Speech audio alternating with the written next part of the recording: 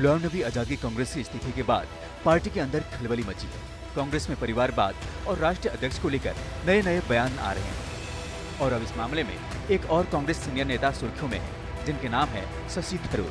हालांकि शशि थरूर ने कांग्रेस छोड़ने की बात तो नहीं की, लेकिन पार्टी में अध्यक्ष पद के चुनाव को लेकर मची गहमागहमी के बीच उनके एक बयान से पार्टी में तूफान मच सकता है। दरअसल कांग्रेस के सीनियर नेता शशि थरूर ने अखबार में एक लेख लिखा है, जिसे लेकर उनके पार्टी अध्यक्ष पद का चुनाव लड़ने की अटकलें लगाई जा रही हैं। थरूर से इस बारे में मंगलवार को सवाल किया गया, जिसका उन्होंने गोलमोल जवाब जरूर दिया, लेकिन इस बात से भी इनकार नहीं किया कि अगर कांग्रेस अध्यक्ष पद की रेस में उनका नाम सामने आएगा तो पीछे भी नहीं हटेंगे। Whether I am going to be a candidate or not is beside the point. Any candidates coming forward will be good for the Congress party. No, I just said that, look, all options are open. I mean, I am a Lok Sabha MP. My focus in politics has been national and international so far. If one day other vistas open up, one doesn't want to say no. So that's all.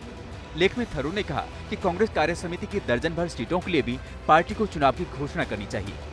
दरअसल शशि थरूर उन 23 कांग्रेसी नेताओं में शामिल हैं, जिन्होंने साल 2020 में सोनिया गांधी को पत्र लिखकर संगठनात्मक सुधारों की मांग की थी। तिरुवनंतपुरम के सांसद ने कहा, एक नए अध्यक्ष का चुनाव करना पुनरुद्धार की एक और शुरुआत है, जिसकी कांग्रेस को सख्त जरूरत है। मैं उम्मीद करता हूं कि चुनाव के लिए कई उम्मीदवार सामने आएंगे। पार्टी और देश के लिए अपने विचारों को सामने रखना निश्चित तौर पर जनहित को जगाएगा।